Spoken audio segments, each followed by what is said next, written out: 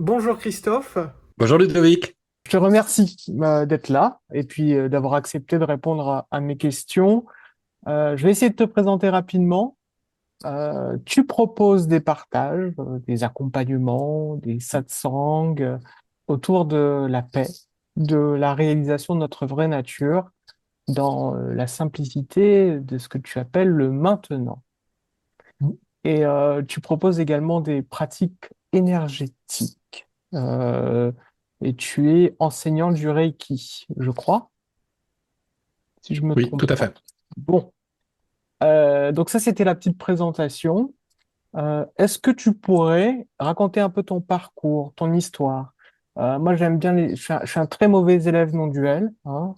Donc moi j'aime bien les histoires et j'aime bien écouter le parcours des personnes parce que je pense que ça peut être une inspiration pour ceux qui sont sur le chemin, ceux qui croisent cette vidéo, etc. Donc, est-ce que tu pourrais parler un petit peu de ce qui t'a amené à être, à avoir l'activité de partage que tu as aujourd'hui? Oui, tout à fait. Alors, qu'est-ce qui m'a amené à avoir cette activité de partage? Je saurais peut-être pas trop le dire. Pour rebondir un petit peu sur ta phrase qui était, je suis pas forcément un bon élève non-duel. Bah, la non-dualité fait partie de la dualité. Oui, la dualité fait partie de la non-dualité. Ça, on pourra en reparler. Les deux se confondent en fait quelque part. Donc, effectivement, regarder des vidéos, s'instruire et écouter des choses sur la non-dualité en rejetant la dualité, bah, c'est pas forcément quelque chose que je pourrais conseiller dans le sens où tout est lié. Alors, je vais essayer de synthétiser, puis après, effectivement, s'il y a des points que tu souhaiterais éclaircir, bah, n'hésite pas à me poser des questions, hein. Il y a pas de zone d'ombre, ou tout au moins les zones d'ombre ont aujourd'hui été mises en lumière. Et je pense que je serai en capacité de pouvoir expliciter certaines choses. Donc dans l'histoire, effectivement, de Christophe, il y a comment dire, une incomplétude qui est vécue depuis, depuis que je me rappelle, en fait, depuis l'école, depuis le primaire, depuis le collège. Il y avait ce sentiment d'avoir perdu quelque chose, de, de quelque chose de très joyeux, très apaisé, mais sans savoir ce que c'est. Ça fait un petit peu, tu vois, comme si t'avais tu te rappelles d'un rêve, et ce rêve, quand tu te réveilles le matin, tu veux le raconter à quelqu'un et ça veut pas sortir. Bah, c'était ça, en fait. Et c'était très, très frustrant. Ça a généré une nostalgie de fond, je dirais, qui a duré des dizaines d'années, en fait, parce qu'il y avait cette, euh, cette quête, mais qui disait pas son nom, parce que quand tu te lances dans une quête, tu sais au moins vers où tu vas. Et là, je savais qu'il y avait quelque chose qui était là, ou je sais pas, qui m'appelait quelque part, mais je savais pas ce que c'était, je savais pas où chercher. Et bref, c'était le néant complet. Pour rappel, j'ai 56 ans dans l'histoire, donc ça remonte aux années 75-76. Donc les connaissances sur les sujets un petit peu qu'on disait à l'époque, mystiques, parapsychologiques, ésotériques, spirituels, enfin toute cette gamme-là, bah, ça se partageait à travers des bouquins. Et les bouquins, il n'y en avait pas beaucoup, beaucoup. Donc, bah, comment dirais-je, les sources d'informations étaient assez pauvres. Euh, Ceci dit, mon papa avait une grande bibliothèque dans lesquelles traînaient quelques vieux bouquins, des bouquins rouges que j'ai encore, les pages sont toutes jaunies, et qui parlaient et là ça va te parler un petit peu, de lama tibétain. Et je suis un petit peu, je dirais, rentré sur le chemin en passant par la voie un petit peu bouddhiste et des lamas tibétains, où où j'ai découvert qu'en fait, il y avait autre chose que le physique et ce qui se passait autour. Et à travers ces livres, en fait, ça a éveillé quelque chose. Grosso modo, j'étais un petit peu comme une girouette qui tournait un petit peu partout pour chercher sa direction. Et là, clac, La girouette s'est calée dans un sens et c'est par là qu'il faut aller. Donc j'ai mangé en très très peu de temps tous les livres de mon père. J'en ai racheté d'autres par la suite. À chaque fois que je partais en vacances avec mes parents, donc j'avais même pas 10 ans, hein. Je les saoulais parce qu'il fallait qu'on s'arrête dans les librairies pour que je m'achète des bouquins. Et j'ai acheté des dizaines de bouquins jusqu'à l'âge de mes 10 ans où l'expérimentation, je dirais, a pris le relais un petit peu des lectures théoriques et où, à travers un accident, donc c'est un choc électrique en fait que j'ai pris, j'ai vécu ce qu'on appelle une sortie de corps, une Mm. décorporation. Donc là, tout ce que j'avais lu, pas forcément intégré, mais j'avais une petite idée de ce que c'était, bah, ça a pris corps quelque part et je me suis dit, ah, ok, je comprends. Et là, bah, ça a été plus que m'indiquer le chemin, ça a été une ouverture quelque part ici qui me disait que effectivement, c'est ce quelque chose que je cherchais sans savoir que je le cherchais quelque part, que vers lequel un élan me poussait. C'était pas une volonté propre à moi, c'était plus fort que moi et j'aurais voulu aller ailleurs. Je pense que quel que soit le chemin que j'aurais pris, ça m'aurait ramené sur le chemin. J'ai lu beaucoup, donc beaucoup dans la théorie, les concepts, tout plein de choses. Alors sur le bouddhisme tibétain, quand j'avais une vingtaine d'années, j'ai été sur Paris à une conférence d'un lama qui expliquait un petit peu tous ces principes, les principes du bouddhisme. Et sur le concept général, effectivement, je comprenais et ça résonnait, mais j'avais pas la culture. Il imageait beaucoup avec des concepts du bouddhisme que je n'avais pas, et je décrochais un petit peu. Par contre, le fond, en fait, on pourrait dire ce qu'aujourd'hui je dis comme étant caché derrière les mots, ça, par contre, ça me parlait. J'avais pas c'est comme si tu écoutes quelqu'un qui parle une langue, tu comprends pas les paroles, mais tu comprends ce qu'il dit quelque part. Et il y a cette résonance intérieure qui était là en arrière-plan et ça faisait plaisir. De là émanait de la joie et c'était vraiment très, très joyeux. Donc ça a duré un certain temps, on va dire jusqu'à l'âge de 30 ans à peu près.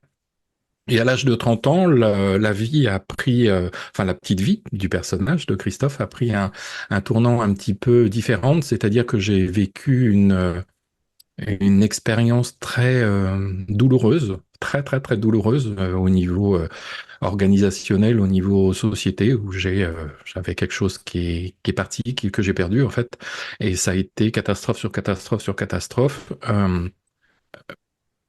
Si bien que au bout d'un moment, pouvant pas m'en sortir, en fait, j'ai baissé les bras. Mm. Je me suis dit bon bah c'est bon quoi, je suis au fond du fond du fond du trou.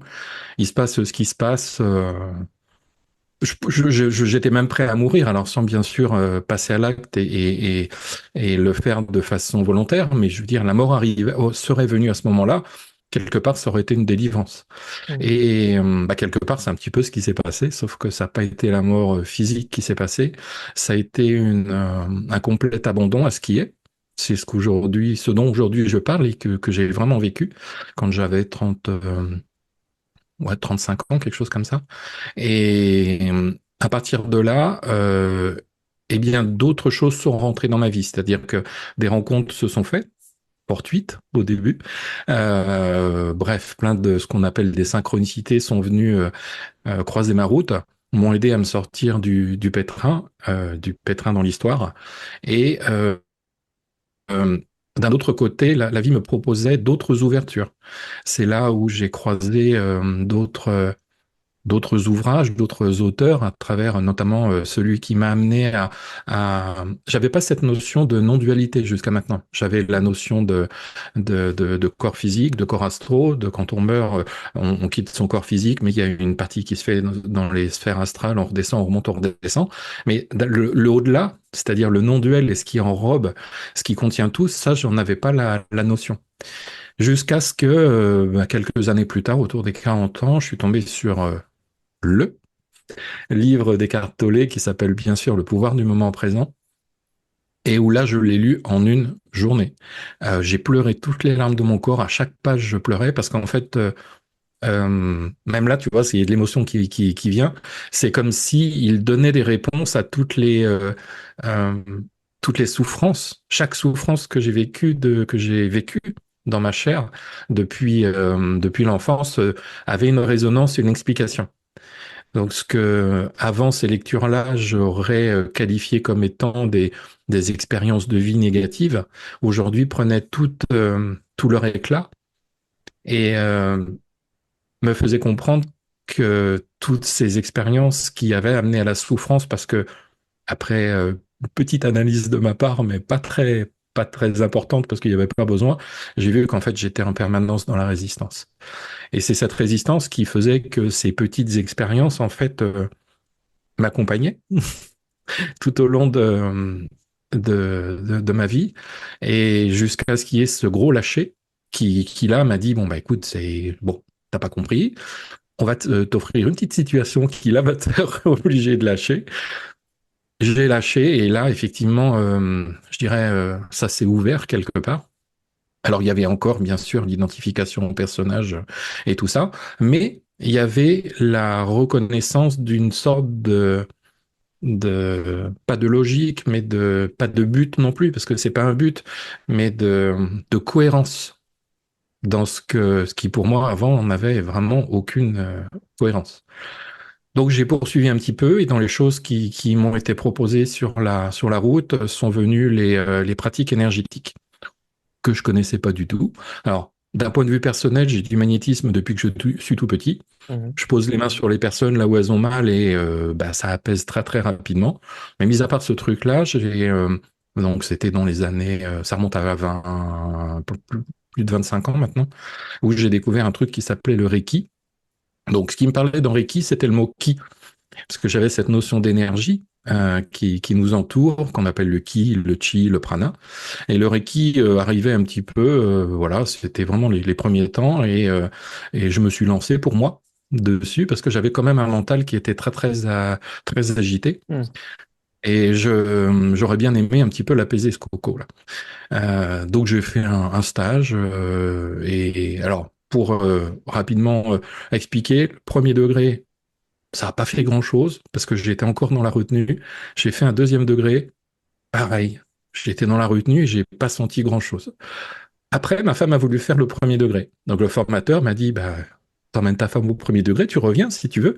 Et puis comme ça, vous faites tous les deux. Et je dis à ma femme, bah, écoute, bah, j'ai déjà fait le premier degré, je vais pas le refaire. Et là, elle m'a dit une chose qui a été salutaire et qui a été la petite étincelle, qui a été, mais t'es nul en fait, justement, tu l'as vu, donc t'as pas à résister, tu vas là-bas, tu vis le truc comme si t'étais en vacances, tu goûtes et bon, bah ok, et puis on sera tous les deux, et voilà. Et là, ça a été l'explosion, en fait, ça a été la révélation et la confirmation que c'était les résistances qui étaient encore un petit peu là, qui freinaient un petit peu tout ce qui demandait à se réaliser quelque part. Et là, ça a été feu d'artifice, ça a été des larmes et des larmes de nettoyage Mhm. énergétique. Donc en énergétique, hein, que ce soit magnétisme, Reiki, Tai Chi, Qigong, Yoga, quand il y a des nœuds énergétiques, donc des mémoires qui sautent, ça se manifeste souvent par des larmes ou d'autres manifestations. Mais des larmes de joie, en fait. C'est pas des larmes de tristesse, c'est des larmes de. J'avais l'impression de peser avant la formation des centaines de kilos, et plus je pratiquais, après, plus je m'apaisais, plus je goûtais une paix en arrière-plan, parce que ce mental qui, comme j'explique dans les vidéos, se raccroche aux mémoires, et comme ces mémoires, bah, je les faisais sauter à travers l'énergétique, eh bien, cette paix mentale apparaissait. Et donc j'ai pratiqué pour moi déjà, et je l'ai fait donc sur moi. Je l'ai fait sur ma femme, mes enfants, avec la bobologie des enfants, ça marche Mhm. super bien. Ma fille faisait du hand, quand elle se tordait la cheville au hand, elle venait me voir, je mettais les mains, 10 minutes après elle repartait, merci papa, hop, elle Oh. repartait. C'était très simple en fait, hein. C'est vraiment, je sais pas moi, comme si tu avais un médecin à la maison. Alors c'est pas du tout de la médecine, hein, mais comme tu as c'est pas une capacité parce que tout le monde l'a du coup, mais cette facilité, on va dire, bah les enfants eux ils se prennent pas la tête, hein, ils voient que ça marche, bah c'est papa tu peux me faire ci, tu peux me faire ça. Donc voilà. Après, j'ai souhaité le proposer aux autres. C'est-à-dire que j'ai vu que ça marchait tellement bien que je me suis dit, mais on peut pas le garder pour soi-même. Ça, c'est, je veux dire, ça à partager. C'est ouvert à tout le monde, dans la mesure où, contrairement au magnétisme, on se sert de son énergie et la nature à ce niveau-là je dirais pas qu'elle est mal faite, mais certaines personnes ont beaucoup, beaucoup d'énergie, d'autres en ont juste ce qu'il faut pour vivre. Donc, quand on a Mm. juste le niveau qu'on a, en donner aux autres, on va se fatiguer et c'est pas top. Qu'avec les pratiques énergétiques, alors le Reiki, mais c'est valable aussi pour tout ce qui finit en Ki ou en Chi, donc le Tai Chi, le Qigong et même le yoga à travers les respirations Mhm. praniques, eh bien, on peut canaliser cette énergie, comme avec le Reiki où là, c'est Ki. Ki, c'est japonais. Chi, c'est chinois, et prana, c'est indien, pour les personnes qui découvrent un petit peu le sujet, mais on parle toujours de la même chose. Donc, j'ai créé une association parce qu'en fait, je gardais mon métier. J'en ai jamais fait mon métier. Mhm. Je gardais mon métier à côté qui devenait de plus en plus agréable et paisible parce que le mental s'apaisant de plus en plus, et bien la vie devenait de plus en plus douce quelque part. Et c'est juste avant le Covid, donc en 2018, je crois, où j'ai découvert sur YouTube, parce que j'étais toujours avide découvrir des nouveaux sujets. La chaîne de Pierre-Laury Guillemet, et avec les satsangs avec GG, où là, gros flash en fait, je peux pas l'expliquer. Ça a été une fusion quasiment avec ce personnage pendant quelques vidéos, jusqu'à un moment où dans la vidéo, il dit bah oui, alors, donc moi j'habite à Angers, et là je remets la vidéo, et, ah, il habite où? Et il habitait juste à côté de chez moi, en fait. Mm. Et il y a, ça a été, voilà, le déclic. Ces vidéos, d'une simplicité sans nom, m'ont permis d'intégrer, je dirais pas comprendre, parce que comprendre c'est mental, et Mhm. intégrer, ça se faisait naturellement, en fait. Donc pendant quelques années, j'avais enregistré les satsangs de Pierre et Gégé sur une clé USB et en boucle. Donc je devais avoir 30 ou 40 satsangs et Ouais. j'allais au boulot, ça passait, je revenais, ça passait. De temps en temps, donc j'écoutais toujours les mêmes satsangs et au bout d'un moment, il y avait des larmes qui passaient. Donc des choses qui passaient. Et jusqu'à l'année dernière où ma femme avait demandé un entretien avec Pierre. La vie parfaite dans toute sa splendeur a fait que Pierre était en retard et que ma femme devait aller au travail après. Donc en fait, elle n'a fait qu'une demi-séance et la fin de la séance, en fait, c'est moi qui l'ai fait avec Pierre. Et à un moment, je posais une question toute bizarre à Pierre, je sais plus ce que c'était, et lui, je le voyais tiquer un petit peu et il m'a posé deux questions et là, j'ai pas pu répondre. Il y avait plus personne pour Mm. répondre en fait. Le mental n'était plus là pour répondre et je le regarde et j'étais un peu bête parce que c'est la première fois que ça m'arrivait. Lui, il avait un gros sourire à la caméra et à un moment il me dit bah c'est fait. Je comprenais pas ce qu'il me disait déjà parce que je lui avais pas demandé ni de validation ni de reconnaissance ni rien du tout. Euh, et bref, c'est là que il a mis le doigt sur quelque chose qui s'était produit, quelque chose que quand même je recherche depuis 50, plus de 50 ans, mais que je n'ai pas vu passer. Mm. C'est pour ça que quand on parle d'objectifs, qu'on cherche à obtenir quelque chose, déjà, on n'obtient pas ce qu'on recherche parce que c'est déjà là. Mais c'est ce qui est tellement rigolo au final, c'est que ça se passe quand tout est prêt, quand tout est aligné. Et ça peut être quelque chose qu'on attend depuis des années et des années. On peut ne pas le voir quand ça arrive. Et ça a été mon cas. Mm. Donc c'est ce qui a été vraiment très très très très rigolo.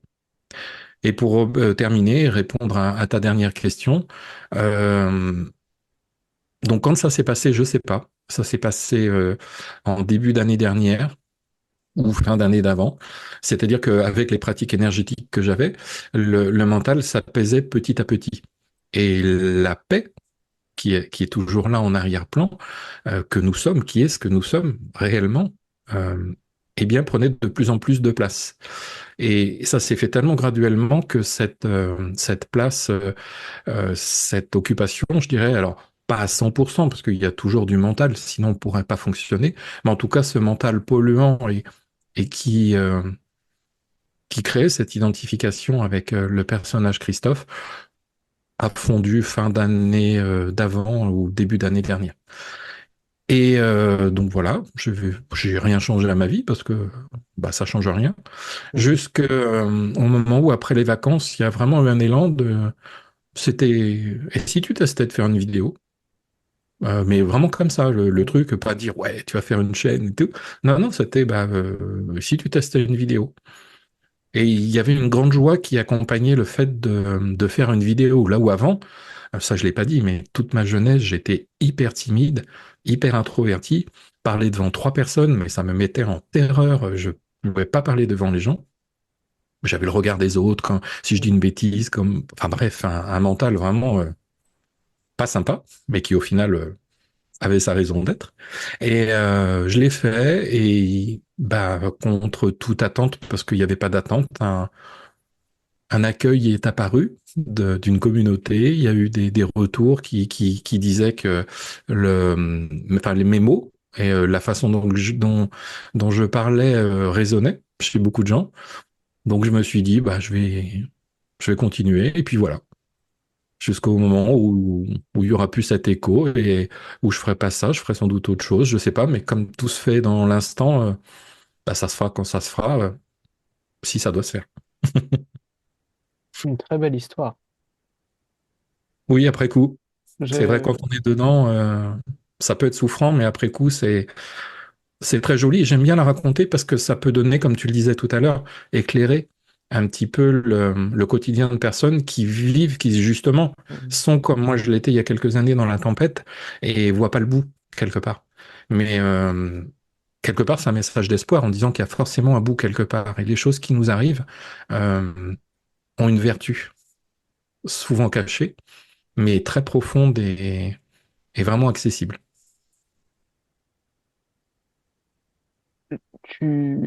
Finalement, tu as évoqué deux choses là. Il y a tout ce parcours avec l'énergétique Mm. et ce parcours non duel. Alors, je fais des catégories volontairement, hein, c'est pour que ce soit plus clair. Mais est-ce que tu as l'impression finalement que ça a été plus facile quelque part d'accéder à cette dimension non duel, cette reconnaissance, on va dire?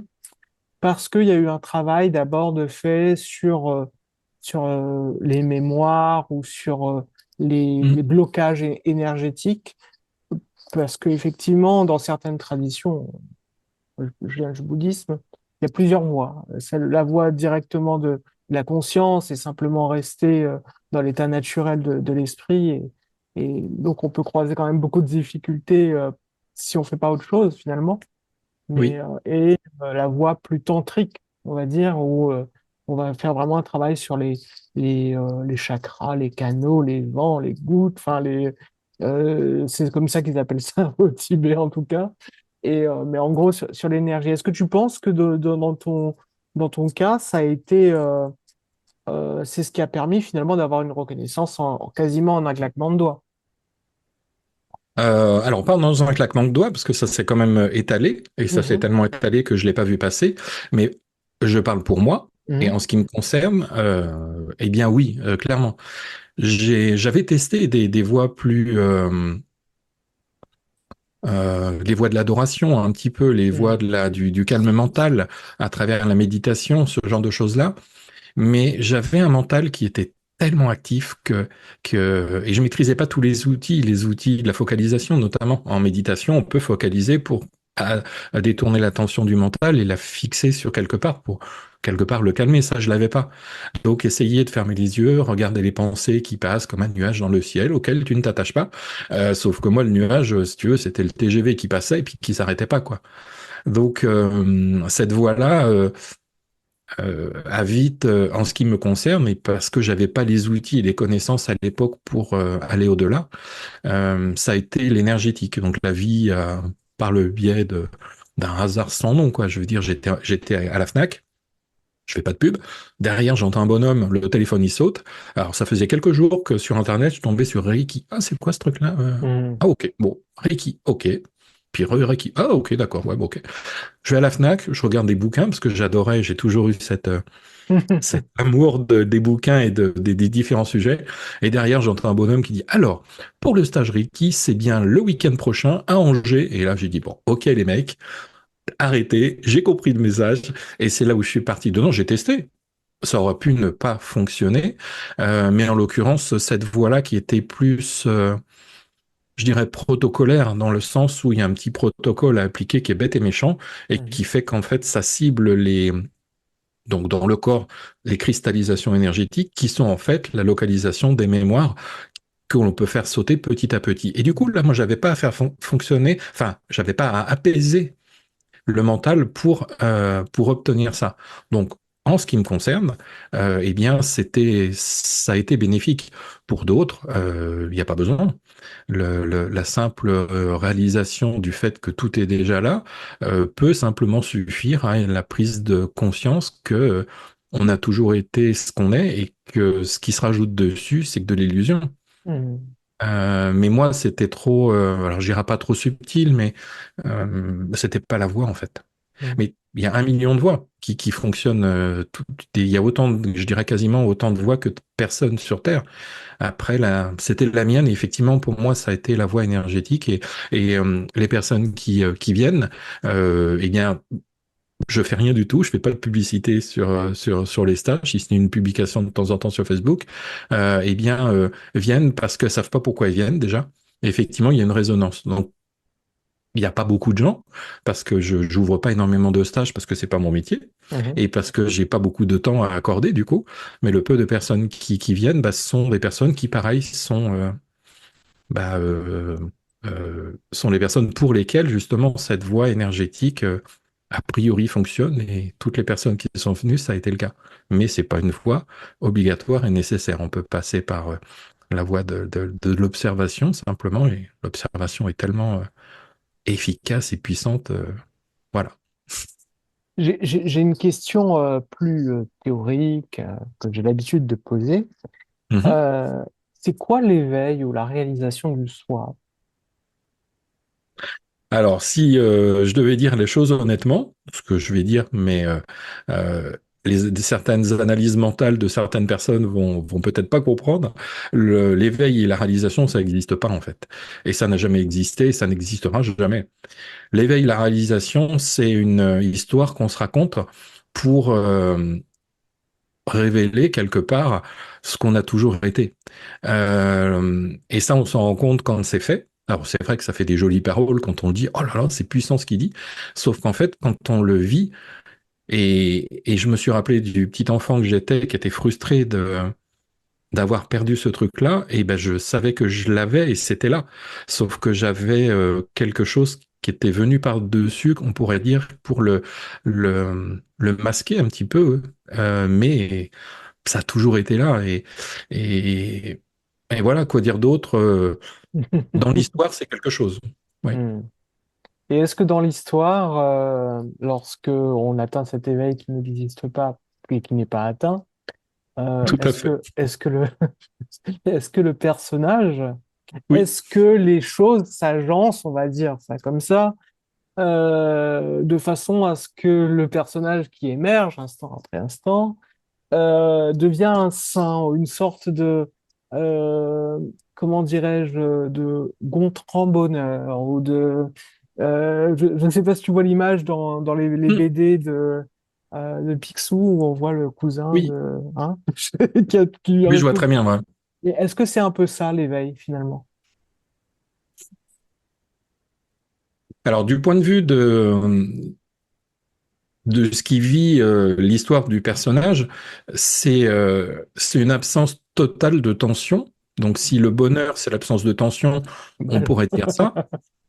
C'est une absence de résistance également, je fais un petit peu de différence, c'est-à-dire que les choses, quand elles arrivent, même si c'est pas ce qui était prévu, il y a un accueil de fait qui arrive. L'accueil, tu parlais tout à l'heure du maintenant, du moment présent, de l'accueil, tout ça, c'est ce qu'on est en fait. C'est par essence, on est ça. Et on peut tout faire pour essayer quand tout le voile a été vu, reconnu et a été débarrassé, eh bien, notre vraie nature est là et elle prend elle est présente, complètement présente. Et on voudrait l'occulter, c'est pas possible. On accueille tout. Un truc qui arrive que tu pourrais qualifier de catastrophe est accueilli.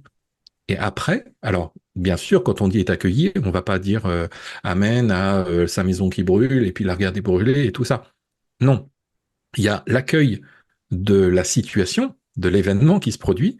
Et dans cet accueil émerge, on pourrait dire, un élan ou quelque chose qui va être fait euh, pour, je dirais, alors pas faire face parce que c'est contradictoire et ça peut paraître duel, mais pour intervenir dans l'histoire à travers la situation. Ouais. Et en C'est intervenant, l'action juste spontanée qu'on retrouve dans le c'est bouddhisme, exactement ça. finalement. C'est exactement ça. Et tout se fait sans réfléchir. C'est-à-dire, ça, c'est l'exemple que je donne souvent de la personne qui sait pas nager et qui va se jeter à l'eau pour sauver un enfant qui est là. Et il le fait avec une justesse pure.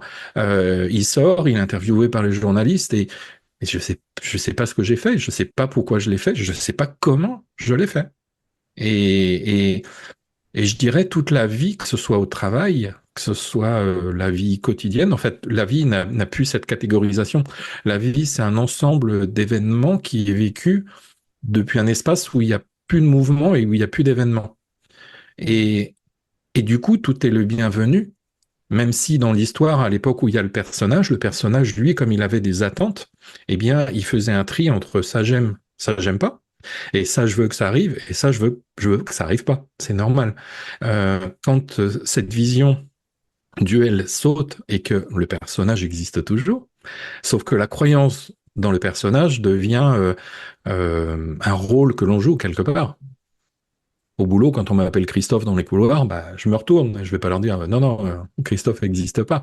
Mais c'est vraiment comme un acteur. C'est vraiment euh, quand on voit Tom Cruise qui joue dans Mission Impossible Ethan Hunt, bah, dans le film, il répond au nom de Ethan Hunt, mais par contre, il sait qu'il s'appelle Tom et que ça. Mm. Bah, c'est vraiment ça, en fait. Il y a cette légèreté de jouer un rôle dans une composition qui est juste et parfaite. C'est une composition de Mozart ou une composition musicale parfaite euh, que certaines personnes jugeraient fausse. Oui, mais c'est pas très juste. Hein, ce morceau de musique là, il sonne un peu faux. Non, tout est parfait, même si l'oreille qui a encore quelques défauts ou donc du coup quelques filtres perçoit pas les choses sous leur juste valeur.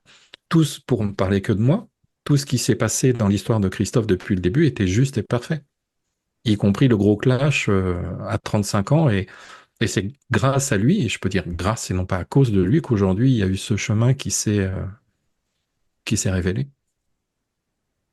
Et justement, alors d'un point de vue pratique, parce que finalement, ça demande quand même pour la personne qui cherche et qui comprend hein, le truc et qui comprend que Mm. finalement, l'ouverture à la fraîcheur de chaque instant absolue, finalement, euh, c'est un peu comment dire, la seule façon de fonctionner qui permette d'être en accord avec le réel, ou ce qu'on veut, enfin, le réel, c'est déjà trop dire, mais bon, avec ce qui est, Oui, on va dire. oui, avec ce qui est, ouais, tout à fait. Euh, mais il peut arriver, justement parce que quand on est dans cette perspective, finalement, qui reste une pratique au début, finalement, que on récolte des fruits pour le personnage. Des moments finalement où une sorte de flow, où tout fonctionne tout seul. Et puis au bout d'un moment, le personnage se dit oui, mais mais ça, je pourrais peut-être me l'approprier finalement pour que ça reste toujours comme ça. Ou alors il pourrait se dire oh non, mais si je laisse les choses se faire, ça va être une catastrophe.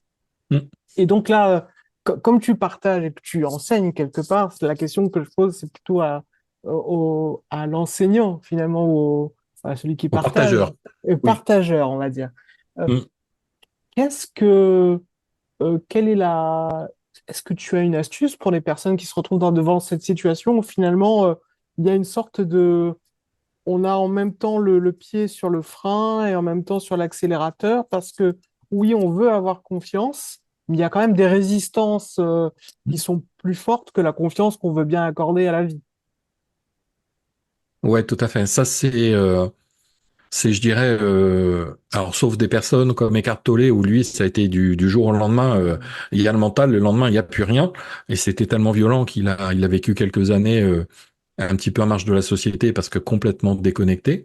La plupart du temps, ça se fait de façon progressive, cette reconnaissance, ouais, on va dire reconnaissance. Et on passe par des moments où effectivement on goûte tantôt le côté plus absolu, le côté non duel, le côté, alors là j'ai pas de mots à dire, mais le côté où on goûte vraiment ce que l'on est. Et après on fait vraiment des va-et-vient. Et, euh, et ces va-et-vient sont typiques de quand on goûte cette paix, qu'on a traversé peut-être des situations avec depuis la paix. Donc on ne voit plus les problèmes de la même façon, ils sont résolus de façon très rapide du coup parce que c'est fait depuis un espace qui ne résiste pas. Quand on revient à l'identification du personnage, eh bien là, c'est même pas une tentation, c'est que le réflexe naturel est de s'approprier ça comme étant une capacité supplémentaire que l'on a. Mm. Le personnage, lui, à travers son mental, l'ego pour le personnage, c'est l'ensemble de toutes les croyances qui le constituent. Et l'ego a toujours envie d'être plus que les autres. Et pour ce faire, il se saisit de tout ce qu'il peut se saisir pour se rajouter du volume, de la consistance et paraître à plus que les autres, tout simplement. Y compris des choses, entre guillemets, spirituelles, des Mm. choses, l'absence de résistance, eh bien, lui, il va en faire un outil pour résister quelque part. Et ça, c'est le rigolo de l'histoire, c'est que euh, ça peut arriver à un moment effectivement de vouloir, alors là cette fois-ci enseigner, en disant je suis un maître, j'ai la maîtrise de tel truc, mais quand on dit j'ai la maîtrise, c'est effectivement, alors dans l'histoire on peut avoir la maîtrise, effectivement, le Mm. personnage il peut avoir la maîtrise de son métier, de son art, de son activité, maître boulanger, pâtissier, tout ce qu'on veut, donc ok. Mais un maître dans le spirituel, eh bien justement, c'est contradictoire avec le fait que le lâcher total n'a aucune maîtrise. C'est l'absence totale de maîtrise, justement. Et il y a un antinomisme entre ces deux notions qui font qu'au bout d'un moment, ça lâche. Parce qu'il y a une réalité qui se fait jour et la personne se dit, mais quand la proportion, alors c'est très imagé ce que je vais dire, mais c'est difficile de faire autrement, quand la proportion de paix par rapport à la proportion de résistance devient plus importante, eh bien il y a des éclairages Mm. qui se font jour et ces fausses étiquettes que l'ego s'est collé, eh bien disparaissent. Et ça, c'est les fameux allers-retours, les fameux va-et-vient où effectivement on oscille entre la paix et la résistance. Et là, l'exemple que tu as cité est typique des personnes que je reçois et qui du coup sont à la limite de comprennent et Mm. voient le fonctionnement, mais sont encore dans le je le vois, mais je me fais attraper. Mm. Et l'étape d'après, c'est je le vois, ce fonctionnement, et soit je le saisis, soit je le saisis pas. Et après, on a le choix. Et à la fin, on voit le fonctionnement et on s'en fiche en fait. Le fonctionnement est là, il passe, et après, ça apparaît plus du tout. C'est très progressif en fait. C'est assez rigolo. C'est toujours bienveillant quelque part. Et ça, j'avais vu ça dans une de tes vidéos où tu parlais alors, excuse-moi, mais j'ai pas les mots pour les références bouddhistes et tout ça, mais tu sais où tu avais expliqué avec Pierre. Alors, je sais plus comment ça s'appelle. Je sais pas si c'est le chemin du Dharma où tu as toutes les étapes avec l'éléphant ou avec le singe. Et euh, et là, Le j'ai sentier de retrouvé Samatha. exactement le sentier de Samatha, où là, en fait, grosso modo, toute l'histoire que je t'ai racontée, c'est le sentier de Samatha. Et j'ai vraiment, mais j'ai été scotché devant cette vidéo, Pierre qui explique avec une limpidité absolue des concepts qui sont pas évidents. Et je me suis dit, mais c'est exactement ça. Et puis à un moment, il y a le singe qui revient par devant. Mais là, j'ai vécu cette étape-là. Jusqu'à un moment après où l'éléphant, lui, devient tout blanc. Et puis où là, où après, il y a plus cette Mm. agitation et où tu arrives en haut du sentier. D'ailleurs, comme je leur dis, j'ai même pas fait gaffe que j'étais arrivé au haut du sentier. Mais c'est assez génial comment en Inde, enfin en Inde au Tibet, parce que alors je sais pas si c'est indien ou tibétain. Bah, c'est difficile à dire parce que à l'époque, les frontières étaient poreuses et il y avait beaucoup d'échanges. Mais de toute façon, ça vient plutôt du bouddhisme indien à la base, hein, effectivement. Et c'est millénaire. Oui, oula, ça date, Voilà, hein. Je sais plus si c'est le 8e siècle. C'est pas contemporain du Bouddha historique, hein, mais c'est bien après. Mais oui, bon, en gros, on va dire, toutes ces traditions-là, ils aiment bien la pédagogie et les moyens, exactement. ce qu'ils appellent les moyens habiles finalement. C'est comment, et puis ce qui est bien avec ce sentier, juste pour ajouter quelque chose, c'est que Mm, ça pourrait donner l'impression qu'il y a une voie, mais c'est mm, plus une description des états mentaux lorsque l'on commence à s'intéresser à ces choses-là.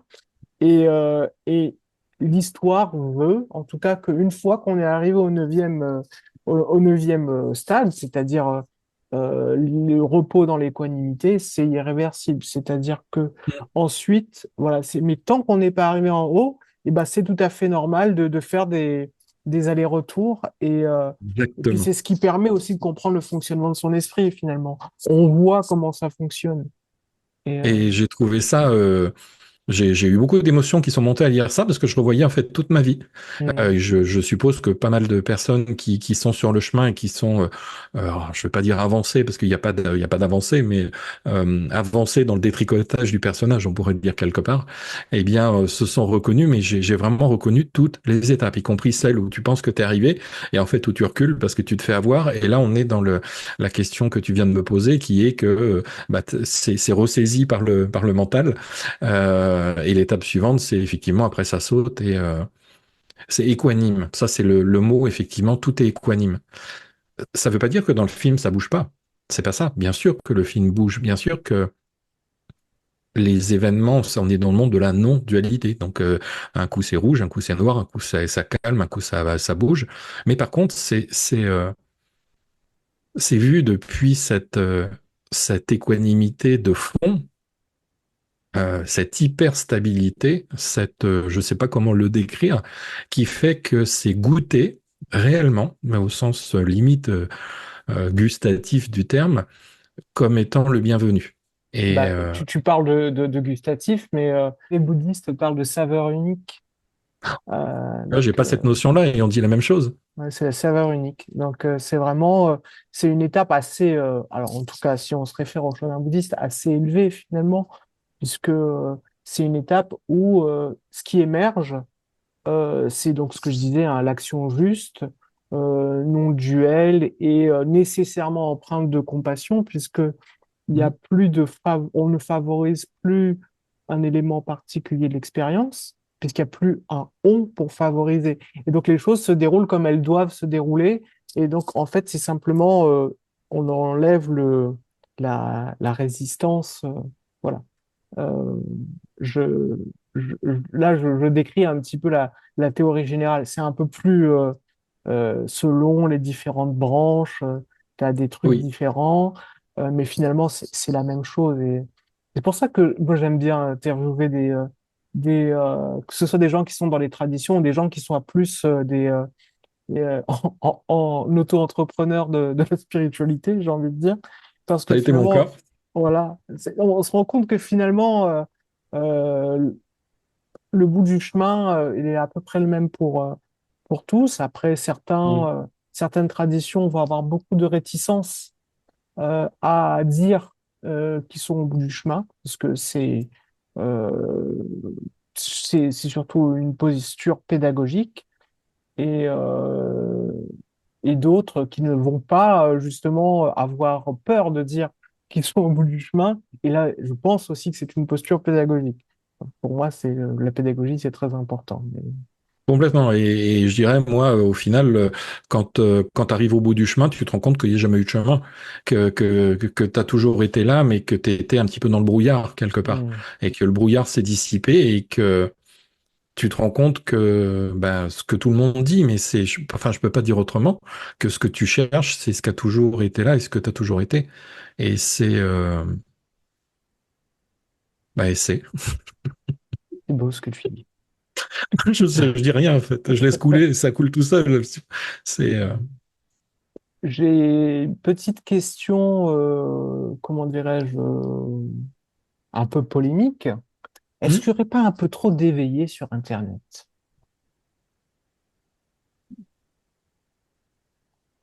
Alors, je sais plus si c'est Pierre et Gérald qui disaient que Pierre, quand il allait faire son voyage en Inde, pareil, pour rigoler, il disait que mais il y a un nombre impressionnant d'éveillés au mètre carré en Inde, c'est la folie. Alors, est-ce qu'il y a beaucoup d'éveillés, trop d'éveillés? Déjà, bon, bah, éveillés entre guillemets, bien sûr, on l'a compris.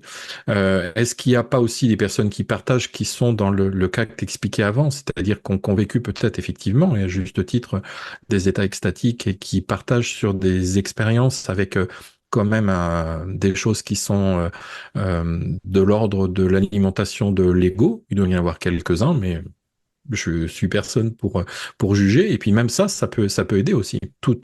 En fait, on se rend compte que tout est là et tout est le bienvenu. Maintenant, est-ce qu'il y en a trop ou pas assez? Je dirais, moi, je vois ça plutôt du côté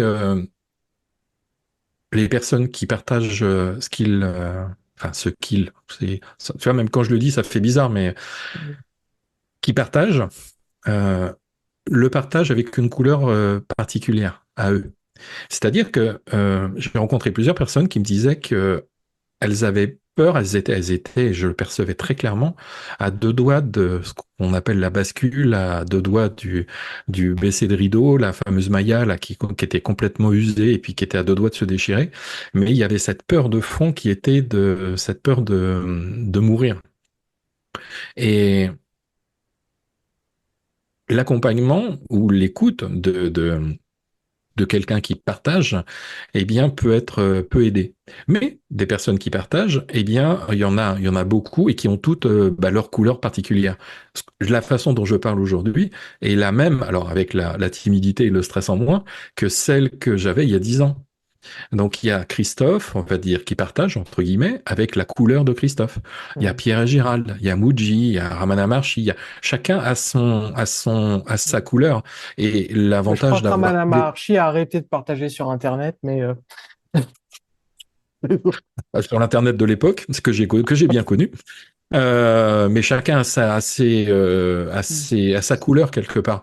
Et l'avantage de ça, c'est que ça permet je dirais, de plus de personnes de trouver la personne vers qui se diriger pour. C'est duel ce que je dis, mais pour acquérir des compréhensions. Alors, les compréhensions, on les acquiert pas, elles se révèlent, mais pas, tu vois ce que je veux dire. Il y a un hmm. certain nombre, on a tous notre couleur différente, en fait, quelque part. Et et c'est comme ça. Et puis, à un moment ou à un autre, des personnes vont arrêter parce que, bah, puis il y en a d'autres qui vont venir. Non, je pense que c'est l'époque qui veut ça, qui fait que on dispose d'un moyen qui est merveilleux dans un sens et qui peut aller à l'extrême, euh, dans l'autre sens également, mais qui fait que ça démocratise. Hmm. J'aurais bien aimé avoir ces outils-là il y a 40 ans, 50 ans. Bon, c'était les bouquins, on lisait beaucoup et c'était aussi profond d'ailleurs parce qu'on se faisait nos propres images mentales avec les lectures et Mais, c'est une autre époque. Mais je pense pas qu'il y en ait trop. Je pense que justement le choix, enfin le nombre propose un choix, une diversité de modes d'explication qui fait que ça doit correspondre à plus de personnes. Il y a des personnes, Max Verham, très cash, très carré, et c'est génial ce qu'il raconte. Sauf qu'il y a des personnes qui sont encore dans le mental, dans le personnage, et qui sont pas prêts de hmm. dire, mais non, tu te racontes que des histoires, en fait.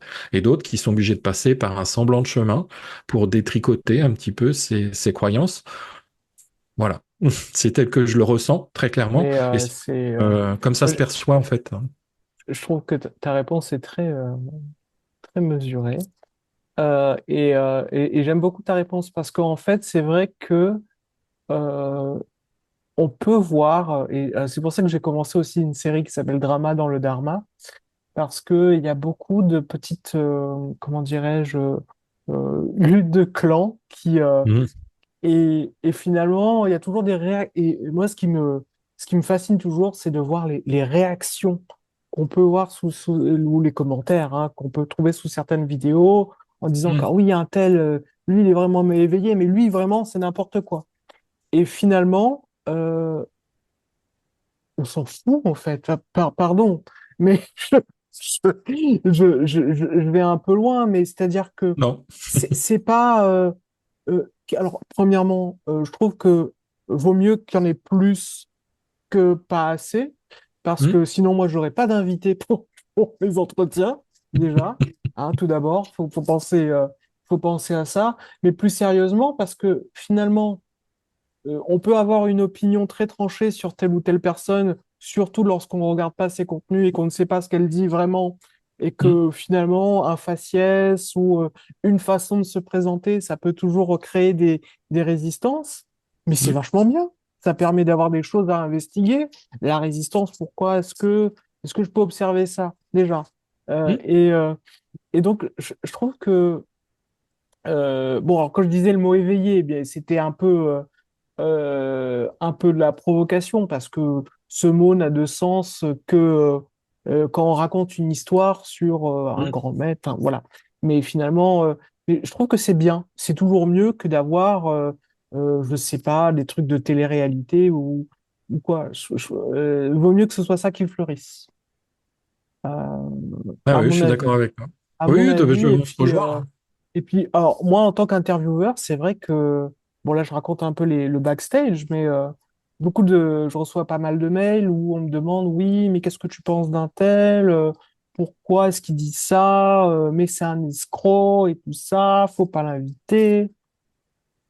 Bon, déjà, moi, quand on me dit faut pas l'inviter, ça me titille déjà, hein, ça me donne envie. Mhm. Mais, ou alors lui, il faut absolument l'inviter. Ah, mais en gros, on me demande de faire le service après-vente et de juger qui est éveillé ou qui est... Alors déjà, comment est-ce que je... enfin, c'est pas, enfin, ça n'a même pas de sens comme question. Et puis, Non. enfin, c'est c'est- c'est- c'est se tromper peut-être de débat. On s'en fiche, finalement. Est-ce que le message qui est transmis permet de reconnaître notre véritable nature? Si oui, pour moi, voilà, c'est OK. Enfin, il y a pas de souci. Même un Euh, charlatan qui raconterait des bêtises et détournerait, enfin, je sais pas, raconte des bêtises, eh bien, ça peut permettre justement hmm, à la personne qui écoute d'avoir justement un déclic intérieur sur le fait que, mais non. Et là, il y a un déclic qui se fait. Donc, tout est bienvenu, comme une personne qui parle de son vécu, de ce qui est, et qui peut occasionner un écho hmm, envers la personne qui écoute. Parce qu'en fait, pour résumer, pour les personnes qui découvrent peut-être un petit peu le sujet, quand il y a deux personnes qui discutent, alors pareil, je provoque, un éveillé et un pas éveillé, bah en fait, tout ça, c'est quoi? C'est la paix, l'absolu, la conscience qui se parle à elle-même, simplement, à travers deux formes manifestées dans une petite histoire. Une petite forme qui a des oreilles un petit peu plus ouvertes et qui a une compréhension peut-être plus claire, puisque moins polluée des choses, qui semble transmettre un message à une autre forme, qui est en fait la manifestation de la même paix, mais qui, elle, est complètement bouchée et qui a envie de s'en sortir, justement, et trouve à travers cette autre forme, comme qu'elle va mettre bien sûr plus haut, d'où la notion de divinité, hmm, alors que c'est pas du tout le cas dans la réalité. Et c'est un jeu, et c'est très, très rigolo, donc c'est le bienvenu dans l'histoire, qu'il y ait des charlatans, qu'il y ait des personnes qui partagent avec le cœur, tout est le bienvenu, et tout doit se passer comme ça doit se passer. hmm, Et j'aimais bien la parole de Ramana Maharshi qui disait qu'on peut tout faire pour qu'une chose arrive. Si c'est pas destiné à ce qu'elle arrive, bah, elle arrivera pas. Et puis résister à une chose, bah, si elle doit arriver, bah, c'est quand on va baisser les bras qu'elle va arriver. Donc La vie est ainsi faite, la vie c'est ce qu'on est. Mais dans le film, on ne voit pas ça comme ça. Et on voudrait que le film soit paisible, alors que le film, c'est justement un révélateur, quelque part, et la révélation ne peut se faire qu'à travers du mouvement. Mm. Et, et c'est comme ça que les choses se vivent, que je les ai vécues, qu'aujourd'hui je les perçois, depuis un espace qui est sans mouvement. Donc c'est ce qui est paisible. Mais quand tu regardes la machine à laver qui est en mode essorage, quand tu es dans le tambour, ça doit être un petit peu dur. Quand tu regardes le tambour depuis l'extérieur et que tu regardes la machine tourner, c'est plutôt sympa. Quand j'étais enfant, je me rappelais, j'aimais bien voir le tambour tourner, mais j'aurais pas voulu être dedans, ce que j'étais Mm. à l'époque. Je vais te dire, mais t'avais pas la télé du coup. Bah non, mais sans Effectivement. rigoler, j'aimais bien la machine à laver. Je sais pas, j'avais Ouais, oui, un côté hypnotique ou alors un côté qui résonnait avec justement cette métaphore. Là, c'est la première fois que je la sors, tu vois. Ça vient comme ça en fait, et c'est vraiment comme ça que ça se passe. non, c'est une métaphore intéressante. Ça fait penser à la métaphore du tourbillon je sais pas si tu la connais peut-être, de Bernardo Kastrup, Non. qui parle que chaque individualité, en fait, c'est pas une vague finalement, mais c'est plutôt un tourbillon dans Hmm. l'océan de la conscience. Ça résonne. Et d'ailleurs, j'ai une très belle interview de lui. C'est un philosophe, hein, c'est pas un enseignant spirituel, mais il Hmm. enseigne sur euh, l'idéalisme. Hmm. L'idéalisme analytique, et c'est un grand ami de Rupert Spira. Et, et donc voilà. Et ben Christophe, je te remercie vraiment de tout ce partage que j'ai trouvé passionnant et d'une justesse euh, apaisante. Et je voulais te poser une dernière question, plus pragmatique et pratico-pratique. Est-ce que tu as des infos, des actualités, des stages que tu vas organiser dans les mois qui viennent, étant précisé que je pense que cette vidéo sera diffusée dans un petit mois? Alors les formations que je propose se font en présentiel, parce qu'il y a des fois Mhm, des formations qui se déroulent en distanciel. Moi, ce que je propose, c'est en présentiel, énergétique, on le ressent, on le vit, et ça se passe en présentiel au nord d'Angers. Donc dans le Maine-et-Loire, il y a des possibilités bien sûr d'hébergement dans le coin et des formations, il y en a à peu près, on va dire. Alors j'ai espacé un petit peu les stages parce que les accompagnements que je fais cette fois-ci en visio prennent un petit peu de temps. mhm, Et il y en a à peu près tous les 2, 3 mois. Il y a une formation au premier degré, donc qui permet de découvrir l'énergétique au mois de novembre, le 23 novembre, je crois, de mhm. tête. Après, ce sera au mois de janvier, au mois de mars, avril, voilà, dans ces eaux-là. Donc, sur la page, sur la chaîne YouTube ou sur le site, je peux donner le nom du site? Ben, je t'en prie, de toute façon, je mettrai tous les liens Ok, bah en écoute, il n'y a pas de description. souci. Mais Oui, ça vas-y, s'appelle hein. Reiki Énergie 49, 49 pour le Maine-et-Loire. Et bah, il y a tout dessus. Et voilà, simplement. Et il faut que ça parle avec le cœur. Le petit disclaimer, c'est pas parce que ça a fonctionné chez moi que ça fonctionne chez tout le monde. Quand vous allez écouter cette vidéo, que vous allez peut-être vous renseigner sur ce qu'est l'énergétique, si vous connaissez pas, et le Reiki en particulier, si ça résonne, que ça s'ouvre, qu'il y a une joie qui émane, eh ben, il n'y a pas de souci, vous pouvez venir. S'il y a de la résistance ou que c'est uniquement de la curiosité, attendez un petit peu. C'est peut-être pas simple, pas tout simplement pas le moment. C'est euh, c'est très prudent et je trouve ça très bien. Ayant été avocat dans une autre vie, je trouve que cette approche est très juste. Mais Bah, d'un point de vue purement pragmatique, hein, là, on est ouais, ouais, sur. bien sûr. J'ai rencontré des personnes qui avaient été un petit peu forcées on leur a dit, ouais, il faut faire ci, Mm, vas-y, tu vas voir, c'est miraculeux. Et les personnes étaient justement, on a parlé de résistance en début d'entretien, dans la résistance et dans l'attente surtout pour aborder les formations. Et cette attente n'étant pas dans l'instant ce qui était destiné à leur arriver, eh bien les choses qu'elles attendaient ne sont pas arrivées. Il y a une mm, résistance par rapport aux perceptions. Donc là, on parle d'énergétique. L'énergétique, ça fait partie de la dualité, du monde de la dualité. On n'est pas dans la non-dualité et ça bloquait certains canaux quelque part. C'est pour ça que je parle d'ouverture du cœur et de curiosité. Voilà. Même si la curiosité est là, vous savez pas pourquoi, mais et ça a été mon cas et il fallait que j'y aille. Bah, j'ai pas regretté. super. Ben, je te remercie encore et puis pour Je ton t'en prie, ouverture Ludovic, c'était un vrai également. plaisir. Et puis, bah, je te préviendrai quand ce sera en ligne. Je pense d'ici un mois si je traîne pas trop. Pas de souci, la vie suit son cours. Puis d'ici là, amuse-toi bien et puis passe une bonne soirée. Pareillement, Ludovic. Allez, au revoir. Merci beaucoup. Bye, bye. Salut.